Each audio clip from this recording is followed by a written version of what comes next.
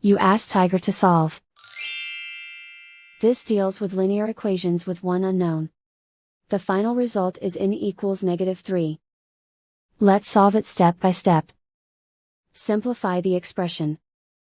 Expand the parentheses. Simplify the arithmetic. Group all in terms on the left side of the equation. Add 8 to both sides. Group like terms. Simplify the arithmetic. Group like terms. Simplify the arithmetic. Group all constants on the right side of the equation. Add 6 to both sides. Simplify the arithmetic.